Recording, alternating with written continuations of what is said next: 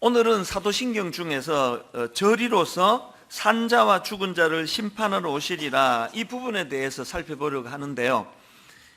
저는 그 사도신경 중에 성자 예수님과 관련된 신앙 고백이 이렇게 마무리되는 게 참 의미가 있다고 생각을 합니다. 왜냐하니까 절이로서, 이거 거기로부터거든요. 거기로부터 어디로부터입니까? 보좌에 계신 주님께서 거기로부터 다시 오시겠다. 이 약속의 말씀으로 그 신앙 고백이 마무리된다는 게 왜 의미가 있습니까? 사실은 신앙생활은 기다림입니다. 신앙생활은 현실 만족이 아닙니다. 기다림이에요. 이 성경이 말하는 핵심 중의 핵심이 바로 이 기다림의 문제거든요. 여러분 다 아시지만 창세기가 어떻게 말씀을 시작합니까? 맨 처음에 성경이 창세기 1장 태초에 하나님이 천지를 창조하시니라, 성경이 창조주 되시는 하나님을 선포하는 것으로 그렇게 성경이 시작이 되고요. 그래서 쭉 열거되다가 성경의 맨 마지막이 요한계시록 22장 20절, 이것들을 증언하신 이가 이르시되 내가 진실로 속히 오리라 하시거늘 아멘 주 예수여 오시옵소서. 성경이 이렇게 마무리된다는 게 뭘 의미하겠습니까? 성경은 우리에게 신앙이라는 건 기다리는 거다, 현실 만족이 아닙니다. 여기서부터 혼란이 많이 생기는 거 아닙니까? 내 봉사를 많이 했으니까 현찰로 갚아주시겠지? 아니, 내가 이렇게 봉사를 많이 했는데 왜 이 복이 없지? 이게 기다림의 문제를 모르셔서 그렇습니다. 이거는요, 우리 다음 세대 자녀들이 참 안쓰러운 것과 좀 맥락이 잇닿는 것 같습니다. 저는 우리 아들, 딸 세대가 참 안쓰럽거든요. 너무나 유혹이 많은, 중독이 많은 시대를 살아가는 것도 안쓰럽고요. 그 중에서 난 제일 안쓰러운 게 우리 자녀 세대들은요, 이 기다림의 미학이라 그래, 기다림의 즐거움을 모르는 세대예요. 사실 저희 세대들은 다 아시지만 우리는 진짜 힘들었습니다. 보릿고개, 그리고 결핍. 이게 밥도 마음껏 못 먹을 정도였으니까요.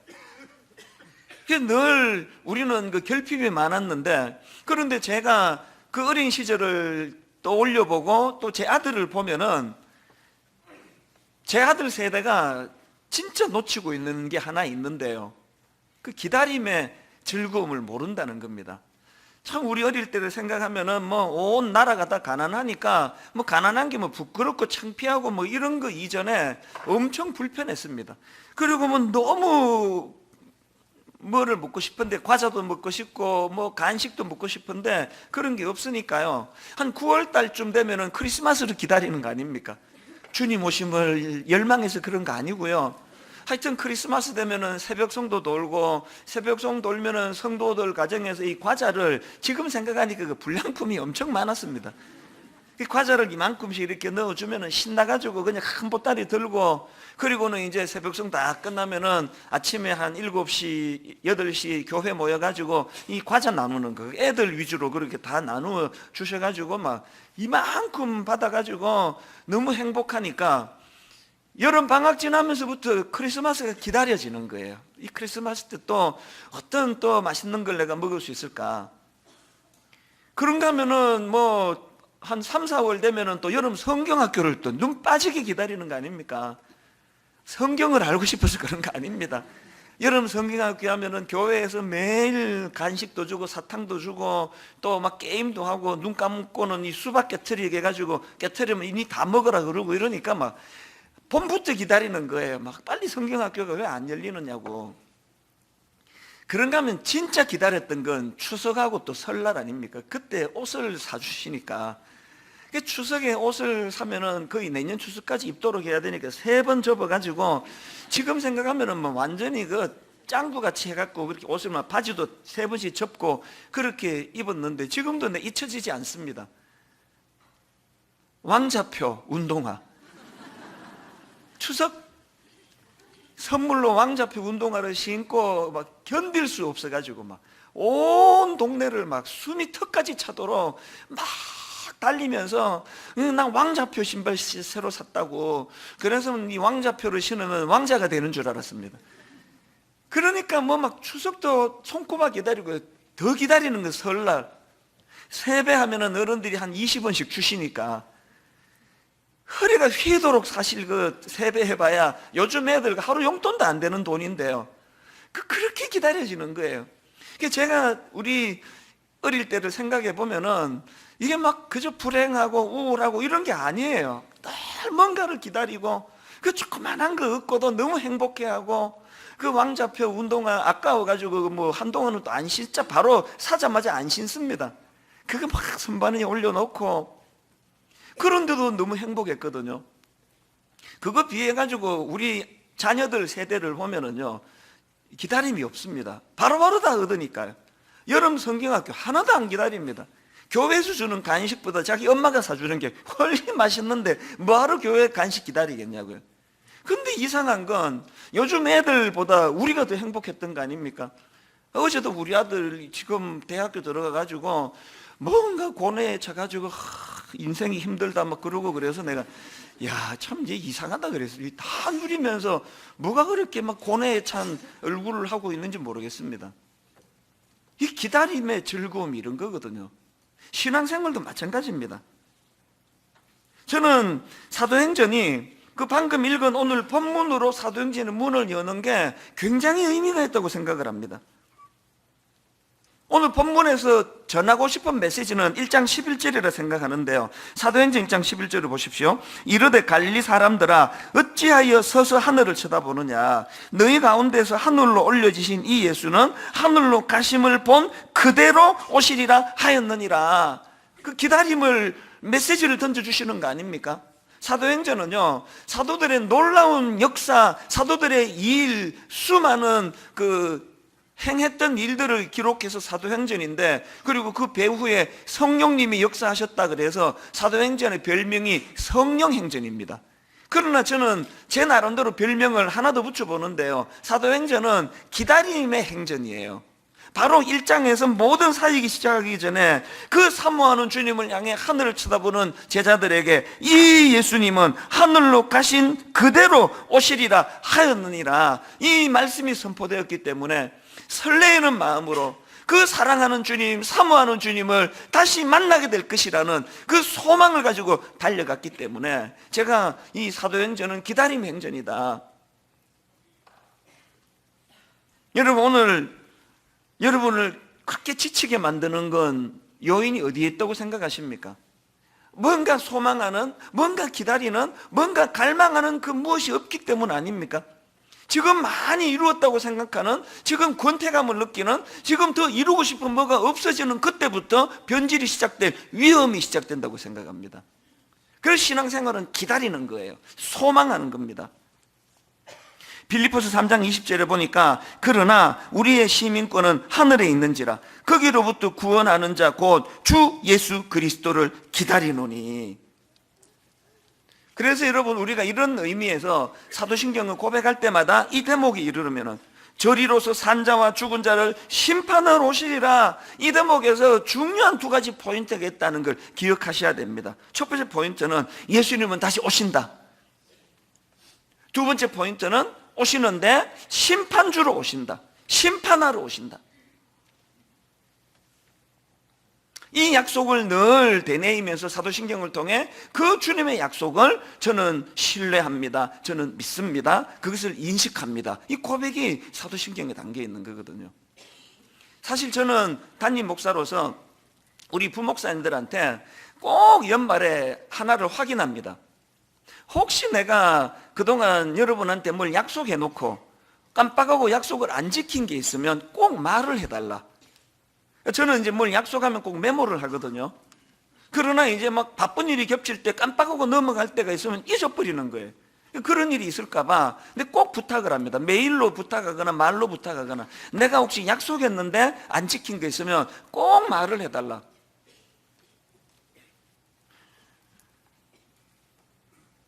죄성을 가진 인간 지도자도요, 자기가 약속한 걸 지키려고 이렇게 애를 쓴다고 한다면 하물며 주님께서, 더더군다나 뭐 이렇게 슬쩍 한 번 약속한 게 아니잖아요. 신앙생활은 이 약속을 믿고 붙잡고 그 약속을 신뢰하면서 기다리는 게 신앙생활입니다. 저는 오늘 이 말씀을 쭉 묵상을 하다가 그 구약의 그 롯의 사위들 생각이 불쑥 떠올랐는데요. 롯의 사위들에게 어떤 문제가 생겼느냐? 창세기 19장 14절을 보십시오. 롯이 나가서 그 딸들과 결혼할 사위들에게 말하여 이르기를 여호와께서 이 성을 멸하실 터이니 너희는 일어나 이곳에서 떠나라 하되 그의 사위들은 농담으로 여겼더라. 저는 이 한마디가요, 그의 사위들은 농담으로 여겼더라. 지금 장인 롯을 통하여 하나님께서 심각한 경고의 말씀을 주시는데 농담으로 여겼더라. 가볍게 받았다는 뜻 아닙니까? 오늘 여기 수많은 예수 믿는 사람들이 하나님의 말씀을 가볍게 받는 게 농담으로 여기는 거예요. 농담으로. 뭐 그런 일이 뭐. 지난 여름에 제 아내의 그 발병 소식이 딱 들려졌을 때 제 마음속에서 막 너무나 이게 막 청천벽력 같고 막 죽을 것 같고 그렇지가 않고요. 딱 한 생각이 스쳐 지나가는 거예요. 많은 암 걸린 환자들을 돌보고 섬기고 기도하는 또 그 소식을 늘 듣던 저다가 보니까 이 소식이 막 너무나 충격적으로 전해지지를 않고 딱 스치는 생각이 이거였습니다. 우리 집에도 이런 일이 있네?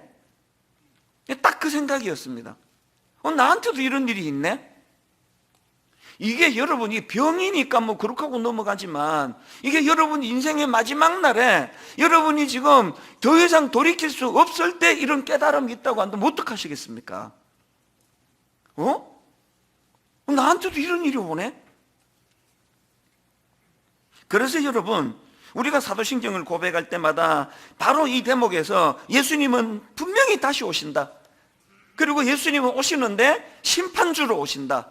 이 사실을 상기해야 되는데, 그런 의미에서 저는 히브리서 9장 27절이요. 한 번 죽는 것은 사람에게 정해진 일이 것이요 그 후에는 심판이 있으리니. 제가 목사가 돼서 참 좋은 게요, 장례식을 많이 간다는 거하고 결혼 추례를 많이 한다는 거예요.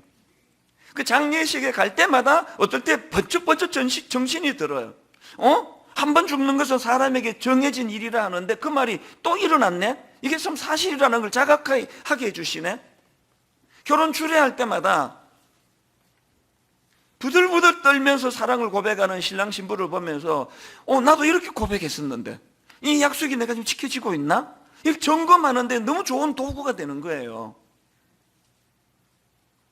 올 한 해 너무 바쁘게 너무 분주하게 사시느라 정말 중요한 근원적인 생각을 놓치고 계시다면 여러분, 사도신경을 고백하실 때마다 이 대목에서 한 번 죽는 것은 사람에게 정해진 것이요 그 후에는 심판이 있으리니. 그런데 여러분, 여기서 한 가지 꼭 짚고 넘어가야 될 게 있는데요, 이처럼 저리로서 산 자와 죽은 자를 심판을 오시리라, 이 사실을 늘 인식하고 살아야 되는데 이걸 두려움으로 인식하는 것은 성경적이 아닙니다. 믿는 우리에게는. 하이델베르크 요리 문답에서는 바로 이 대목이요, 저리로서 산 자와 죽은 자를 심판을 오시리라, 이 신앙 고백의 의미를 어떻게 의미 부여하는가를 보십시오.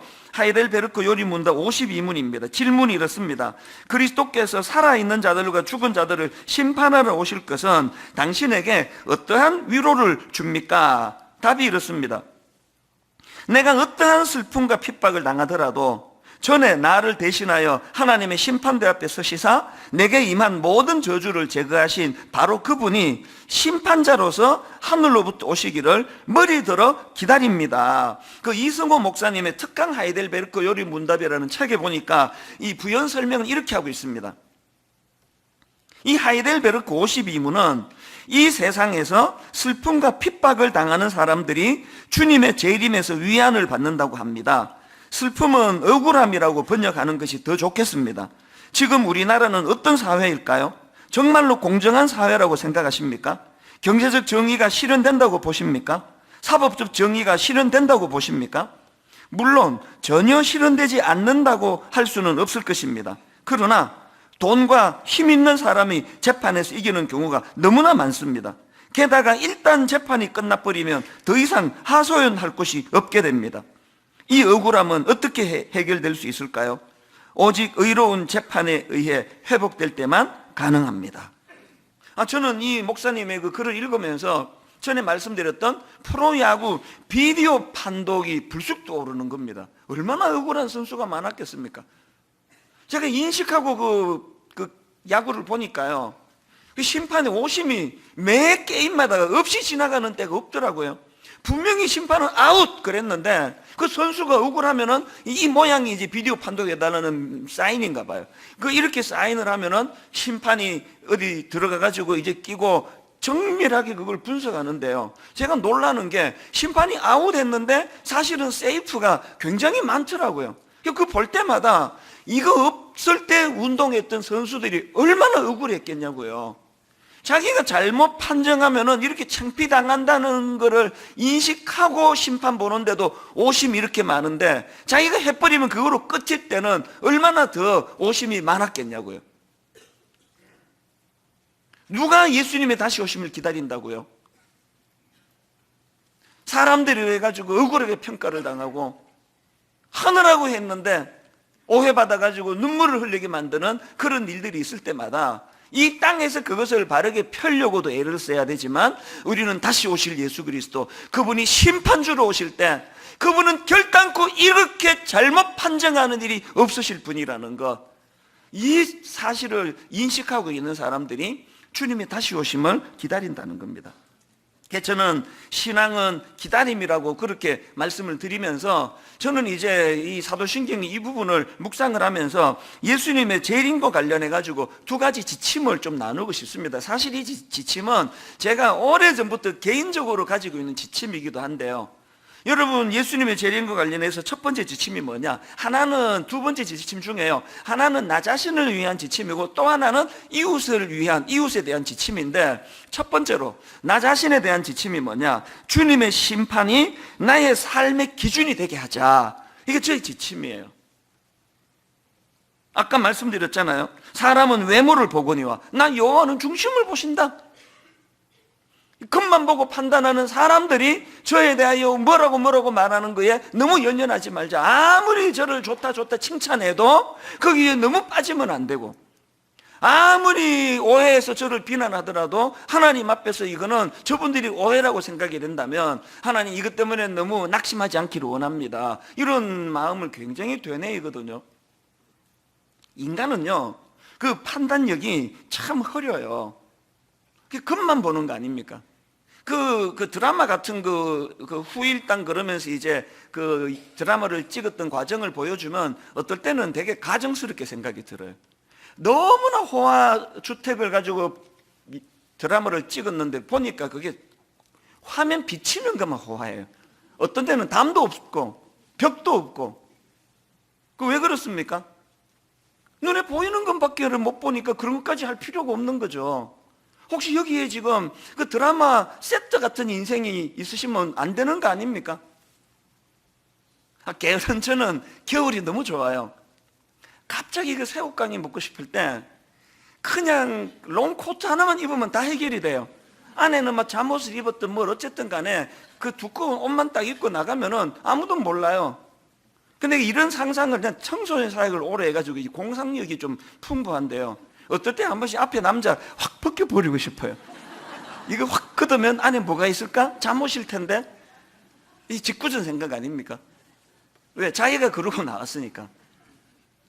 오늘 여러분, 겨울에 새우깡 사러 나간 제 복장과 같은 인생으로 사시는 분, 그 정말 위험한 거예요. 어느 날 주님이 오셔서 그 겉옷 확 벗겨버리시면 어떡할 거예요? 그러다 보니까 오실 주님을 우리가 기다리면은 늘 이제 그 겉만 보고 판단하는 사람의 평가에 연연하지 말자. 평가는 하나님만 정확하게 하신다. 그리고 하나님이 제대로 인정해 주실 수 있는 그런 삶을 살아야 되겠다. 목회라는 게요, 그저 보이는 부분만 그럴듯하고, 제가 우리 교회의 어느 장로님이 그 장로님으로 부임하시면서 저한테 하신 말이 난 너무 슬펐습니다. 이런 말씀을 하시는 거예요.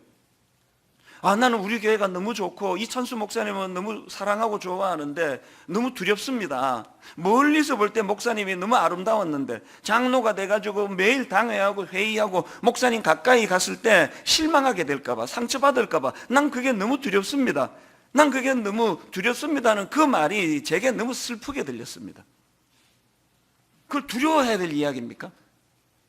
목사님은 멀리서 봐도 이렇게 아름다운데 가까이서 보면 얼마나 아름다울까요? 그렇게 말씀해 주셨더라면 내가 그 아름다워지려고 노력을 많이 했을 텐데. 여러분, 우리 모두가 다 예수님은 반드시 다시 오신다. 예수님은 심판주로 오신다. 그 사실을 인식한다면 나 자신에 대해서는 어떻게 해야 됩니까? 주님의 심판, 이것이 내 삶의 기준이 되도록 해야 된다. 언젠가 주님 앞에 섰을 때 너무나 위선적인 그 부끄럽게 짝이 없는 그런 모습으로 서서는 안 된다. 이걸 늘 인식하고 살아야 된다는 겁니다. 이걸 저는 그 꿈 넘어 꿈이라는 표현으로 설명할 수 있다고 생각을 하는데요. 그래서 지난 금요일입니다. 지금 대학교 1학년인 우리 아들하고 이제 저녁에 밥 먹으면서 두런두런 이야기를 나누었는데요. 제가 이런 질문을 던졌습니다. 너 혹시 그 꿈 넘어 꿈이라는 말 들어봤니? 그랬더니 얘는 참 이상하게 저하고 대화만 하면 목소리를 착 깔아요. 근데 너 꿈 넘어 꿈이라고 들어봤니? 그랬더니 그게 무슨 뜻인데요? 그러더라고요. 그 꿈 넘어 꿈이 뭐냐 하면은 네가 작년에 지금 수능 시험 보느라고 막 얼마나 애썼니? 대학 가고 싶어서 그 원하는 대학교 들어가는 꿈을 가지고 그렇게 애를 썼는데 그 합격증을 받는 그 순간이 꿈이 이루어진 순간이잖아. 그런데 있잖아, 원하는 대학에 들어가는 꿈이 이루어지는 그 순간에 바로 해야 되는 게 꿈 넘어 꿈이야. 이게 무슨 이야기입니까? 여기 학교 선생님들 계시잖아요. 이 교사 자격증, 교원 자격증 시험 이거 엄청 어렵다 그러더라고요. 그래서 중고등학교, 초등학교, 대학교 이 교사가 된다는 거, 교수가 된다는 건 어마어마하게 어려운 일이에요. 그래서 막 삼수, 사수까지 해가지고 교원 자격증을 얻었기 때문에 교사가 되신 거 아닙니까? 잘 들어보세요. 교사 되는 것만이 꿈인 분이 강단했으면 그 학생들이 불행해지는 거예요. 교사 자격증을 받는 순간, 꿈이 이루어지는 순간 그 꿈 넘어 꿈으로 그것이 바꾸어져야 돼요. 꿈 넘어 꿈이 뭡니까? 이 아이들에게 정말 유익한 교사가 되는 꿈, 내 제자들이 훌륭한 제자가 되도록 정성을 다하여 잘 가르쳐야 되겠다는 꿈, 이게 꿈 넘어 꿈이에요. 근데 우리 아들한테 그런 얘기 했거든요. 근데 언젠가 그 통계를 보니까 그 하버드 대학교 들어가서 퇴학당하는 여러 민족들이 많은데 하버드 대학교에 이 한인들 또 한국 사람들이 도중 하차하는 확률이 전 세계에서 1위라 그러더라. 왜 그렇다고 생각하니? 하버드 대학교 입학하는 꿈만 꿨기 때문에 합격하고 나니까 이룰 꿈이 없으니까 네가 그렇게 될까 봐 아빠는 늘 염려가 돼. 꿈 넘어 꿈. 우리나라 정치가 왜 가슴이 아픕니까? 국회의원 당선되는 꿈만 갖고 있기 때문에 국회의원 당선만 되면 태도가 달라지는 정치가들을 꽤 많이 봤거든요. 저한테 선거 때 얼마나 많이 다녀가는지 아십니까? 그렇게 겸손한 분들을 난 만나기가 어려워요. 이게 예외 없이 다 그래요. 여러분, 꿈밖에 없는 국회의원은 뽑으면 안 되는 분들이에요. 당선이 되자마자 꿈 넘어 꿈. 이렇게 한이 많은 이 시대에, 이렇게 골이 깊은 이 시대에, 이렇게 그 세대 간의 갈등이 극심해진 이 시대에 하나님 저들 눈물을 닦아주는 그런 국회의원으로서의 꿈을 갖기 원합니다. 이게 꿈 넘어 꿈이거든요. 이걸 신앙에 한번 대입해 볼까요? 여러분, 그 마틴 루터가 이런 말을 했습니다. 인생의 궁극적인 목적은 구원이 아니고 하나님께 영광을 돌리는 것이다. 이 이상한 말씀을 하셨네. 아니, 인생의 궁극적인 목적이 구원받는 건데 그게 아니래요. 이게 바로 꿈 넘어 꿈을 설명하는 거예요. 예수 믿어 천국 가는 그것만이 꿈이 아니고 내가 예수님의 십자가로 구원받은 하나님의 자녀가 되었다면 그 순간부터 꿈 넘어 꿈을 꾸는 거예요.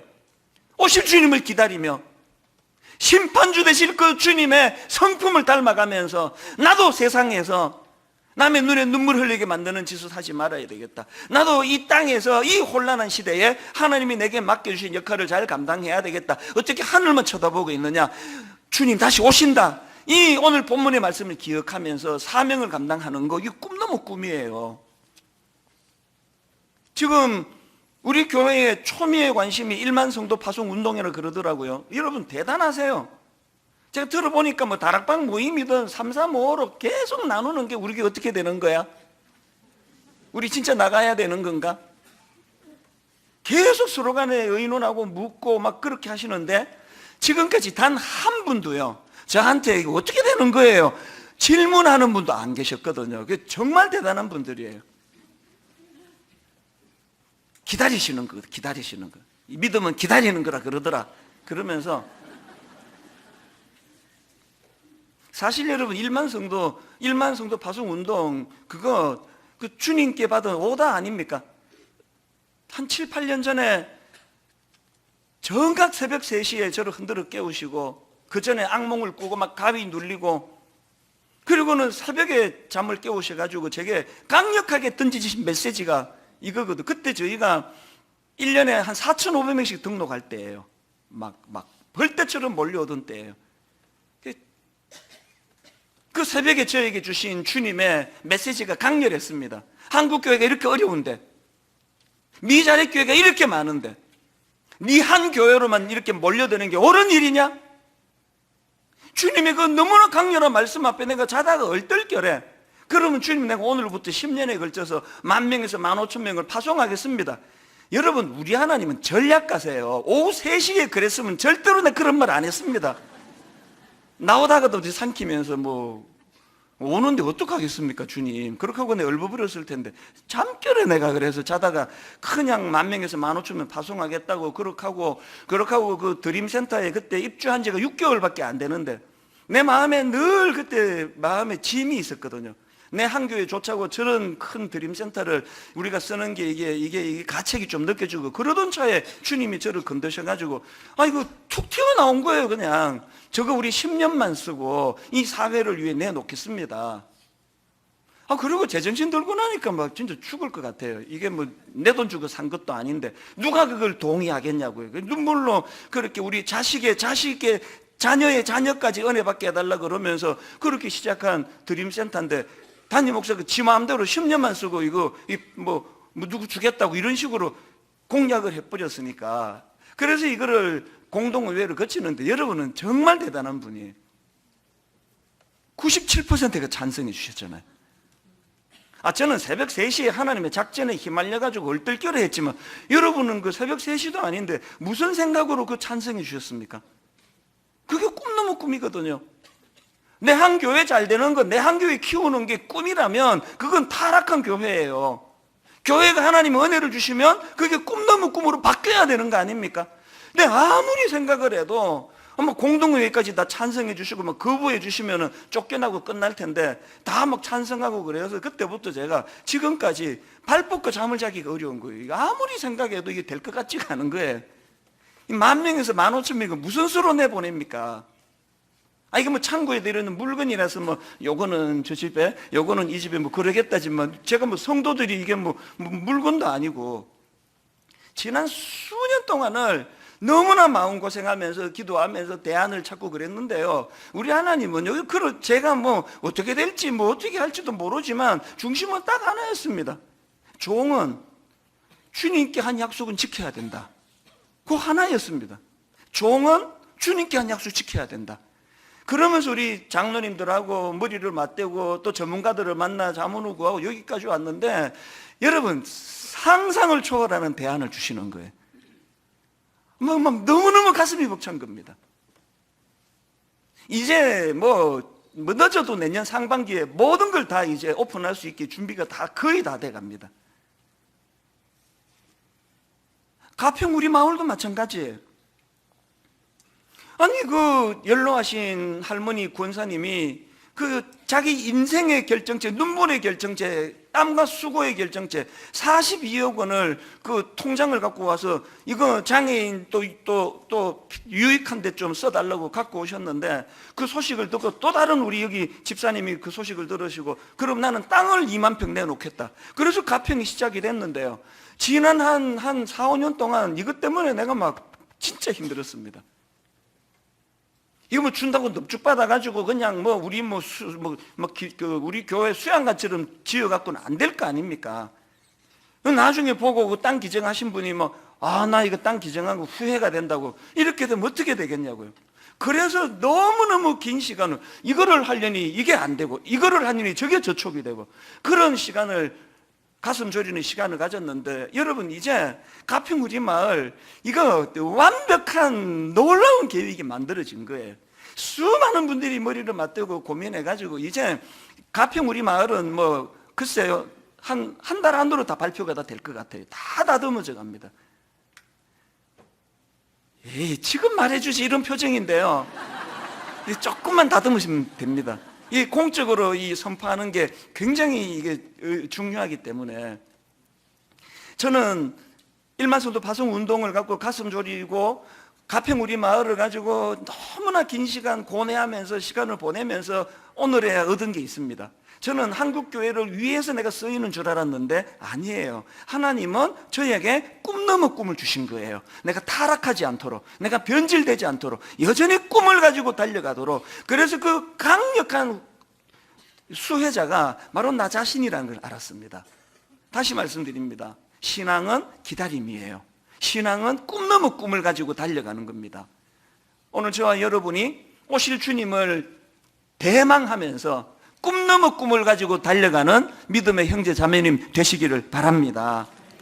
그런가 하면 두 번째로, 첫째가 그 나 자신에 대해서는 그 주님의 심판이 내 삶의 기준이 되게 해달라는 그 꿈 넘어 꿈이 우리에게 필요한 지침이라면, 두 번째는 이웃에 대해 가지고 어설픈 심판자 되려고 하지 말라. 이게 저의 지침이에요. 여러분, 우리가 왜 타인들에 대하여 심판자 노릇하는 게 어설픈 일이에요? 우리는 말씀드렸잖아요. 사람은 외모를 보는 자들이니까요. 껍데기만 보니까요. 그래서 자기 포장도 잘하고 막 그렇게 그냥 외모를 얘기하는 게 아니라 그 정신적으로 영적으로 화장만 잘하는 사람을 좋게 볼 수밖에 없는 이런 우리이기 때문에, 이런 우둔한 우리가 어떤 기준으로 남을 함부로 비판하고 정죄하겠습니까? 아니, 그 외모밖에 못 보는 우리가 도대체 무슨 확신으로 그렇게 남에 대하여 확신을 가지고 말로 그 사람을 정죄하는지 난 도대체 알 수가 없습니다. 더군다나 여러분, 베드로전서 4장에 보면은요, 말세에 믿는 자들이 해야 될 두 가지 지침을 주시거든요. 이대로 지키고 있는지 한번 살펴보십시오. 베드로전서 4장 7절을 보십시오. 만물의 마지막이 가까웠으니, 이게 지금 말세를 얘기하는 거 아닙니까? 이거 오늘 딱 우리 시대 아닙니까? 만물의 마지막이 가까이 왔으니 그러므로 너희는 정신을 차리고 그 다음에 근신하여 기도하라. 정신 차리는 건 기도하는 거예요. 마지막 때 우리가 해야 되는 건 기도하는 게 기도하는 거. 이게 첫 번째 지침이고요. 그 다음 두 번째 지침을 보시겠습니까? 바로 그 다음 베드로전서 4장 8절입니다. 앞에서 그러므로 너희는 정신을 차리고 근신하여 기도하라. 그리고 8절에서 무엇보다도 뜨겁게 서로 사랑할지니, 무엇보다도 뜨겁게 서로 사랑할지니 사랑은 허다한 죄를 덮느니라. 말세의 두 번째 지침이 뜨겁게 서로 사랑하는 거래요. 어디까지? 상대방의 허물이 덮여질 때까지. 오늘 분당 우리 교회나 한국 교회가 치명적인 게 이거라고 생각을 해요. 기도도 안 할 분들은, 기도한다는 사람들도 서로 뜨겁게 정죄할지니가 아닙니다. 나 기도 많이 하는 사람이에요. 그러면서 정죄하잖아요. 나 기도하니까 성령님 이렇게 말씀하시던데요. 집사님 회개하세요. 그렇게 말하는 그 사람이 회개해야 되는 거예요.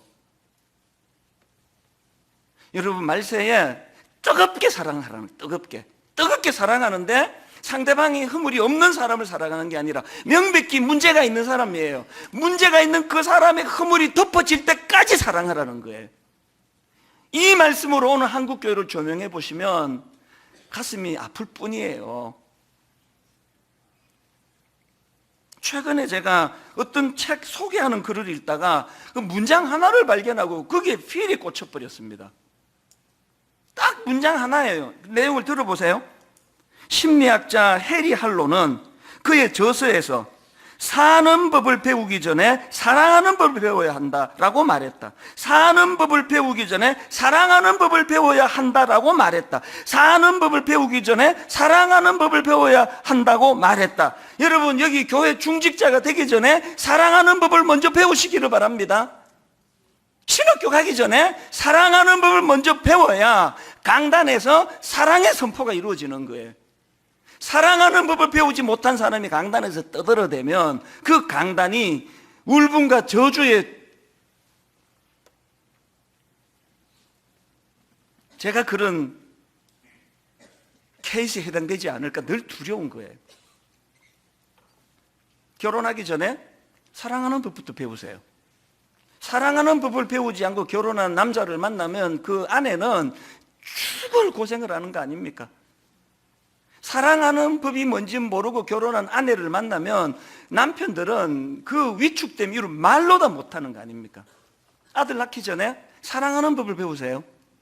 맨날 너 아빠가 너 사랑해서 하는 말인데 그렇게 이야기하지만 그 아빠가 사랑하는 법을 배우지 못하고 사랑을 전하면은 그 아이에게 너무나 큰 상처가 되는 걸 다 아실 거예요. 여러분, 말세가 되면 기도하고 또 그 상대방의 허물이 덮여질 때까지 서로 사랑하라는 이 지침이 이루어지고 있습니까? 요한복음 13장 1절, 유월절 전에 예수께서 자기가 세상을 떠나 아버지께로 돌아가실 때가 이른 줄을 아시고 그 다음 보세요. 세상에 있는 자기 사람들을 사랑하시되 끝까지 사랑하시. 뭘 배워야 된다고 말세요? 예수께서 세상에 있는 자기 사람들을 사랑하시되 끝까지 사랑하시니라. 결론은 이렇게 맺기 원합니다. 지난 한 주 동안에 그 90년대의 그 코미디 기억나시는지 모르겠는데 개그맨 두 사람이 나와가지고요 뭐 이렇게 주거니 받거니 하다가 첫 번째 멘트가 이거예요. 아마 그 90년대 다 아실 거예요. 그렇게 심한 말을? 그 기억나시죠, 그죠?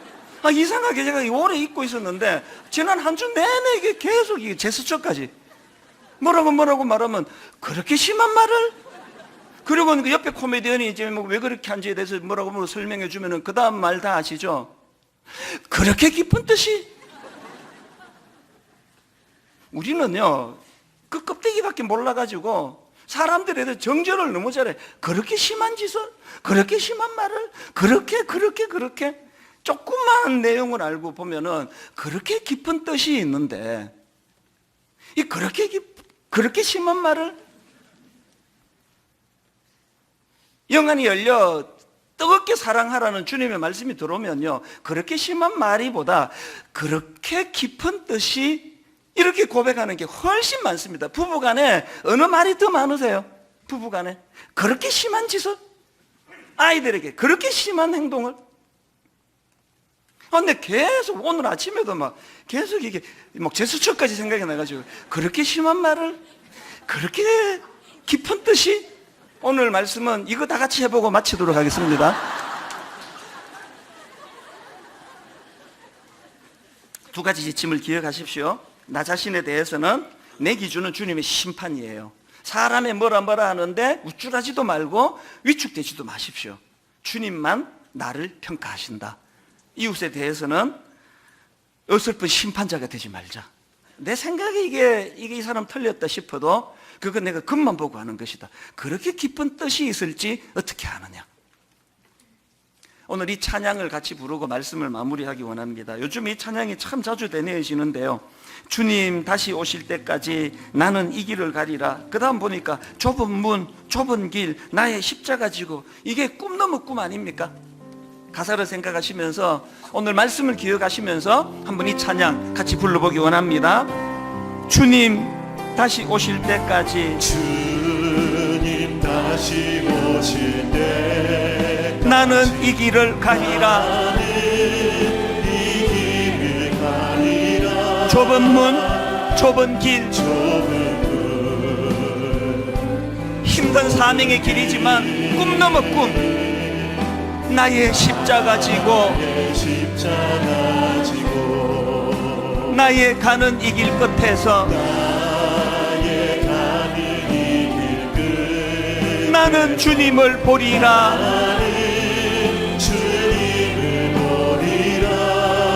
영광의 내 주님,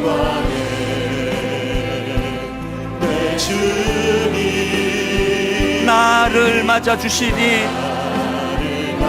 다시 오실 주님을 우리가 사모합니다. 기대합니다. 주님 다시 오실 때까지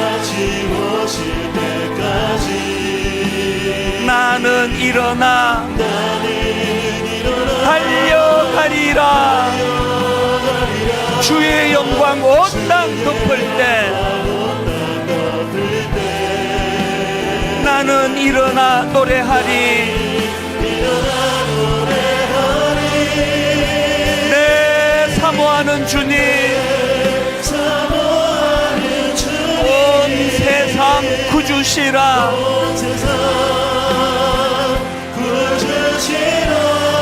내 사모하는 주님, 영광의 왕이시라. 우리 다시 한번 가사를 기억하시면서 주님 다시 오실 때까지 이렇게 선포하십시오. 나는 이 길을 가리라.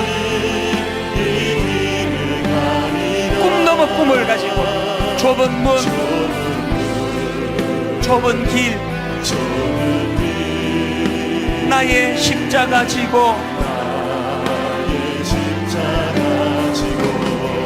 나의 가는 이 길 끝에서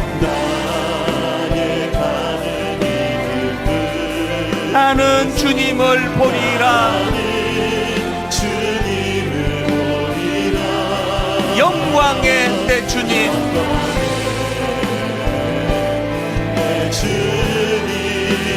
나를 맞아주시니 많이 지치고 많이 힘들고 많이 피곤한 인생길이지만 주님 다시 오실 때까지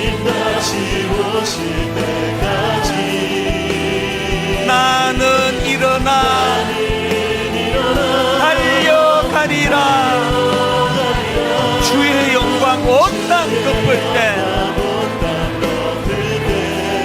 나는 일어나 노래하리. 여러분 다시 오실 주님을 사모합니다. 그분을 갈망합니다. 내 사모하는 주님, 온 세상 구주시라. 내 사모하는 주님,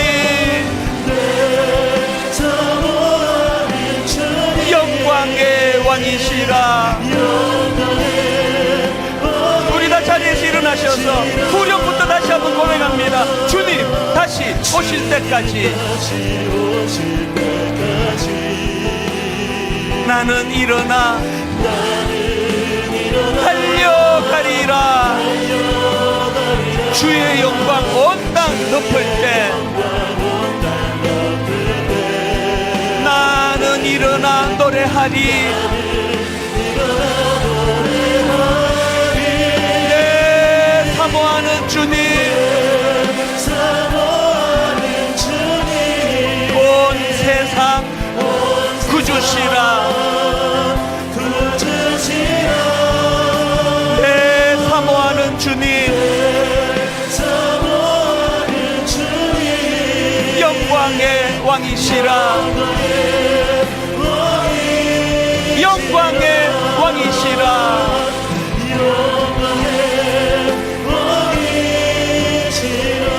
오실 주님을 사모하며 기다리며 우리 한번 말씀을 기억하며 통성으로 같이 기도하기 원합니다. 아버지, 남은 세계 꿈 넘어 꿈을 가지고 달려가기 원합니다. 같이 기도하시겠습니다. 살아계신 하나님 아버지, 오늘도 저희들을 온갖 감시의 이곳으로 불러 모아주시고 하나님 아버지, 다시 오실 주님에 대한 소망을 한 번 더 확인시켜 주시고 오실 주님은 바로 심판주로 오신다는 사실을 자각시켜 주시니 감사합니다. 하나님, 사람들의 평가가 내 기준이 되지 않기를 원합니다. 아버지, 사람들이 나의 진정한 심판자가 될 수 없는 것은 그들은 아버지 눈으로 보이는 외적인 것만 보고 판단할 수밖에 없기 때문입니다. 하나님, 중심을 보시는 주님이 심판주로 오실 때에 그분 앞에 설 때 분노하지 않는 종이 되기를 원합니다. 아버지 하나님, 외모로 판단할 수밖에 우리기에 어설픈 정죄가 일어나지 않기를 원합니다. 오늘 이 말씀을 가지고 다시 한번 힘을 얻어 달려가도록 주님이 하여 주시옵소서. 주시고 그 은혜로 십자가를 인도하여 주시옵소서. 사명을 향해 달려가게 하여 주시옵소서. 하나님 아버지, 세상은 점점 삭막해지고 서로가 서로를 미워하고 원망하고 분노하며 서로를 향하여 비난해 손가락질이 난무하는 이 시대에 오늘 다시 한번 각성하고 말세에 우리가 어떻게 살아야 할지를 가르쳐 주시니 감사합니다. 주님 앞에 기도하며 상대방의 허물이 뒤덮여질 때까지 사랑할 수 있도록 주님의 사랑을 갈망하며 간구하오니 우리 안에 그 사랑을 허락하여 주시옵소서. 소망을 가지고 내 눈물 닦아 주실 그날을 기대하며 어떤 경우라도 낙심하지 아니하고 그렇게 꿈 넘어 꿈을 가지고 달려나가는 믿음의 성도님들 되게 하여 주시옵소서.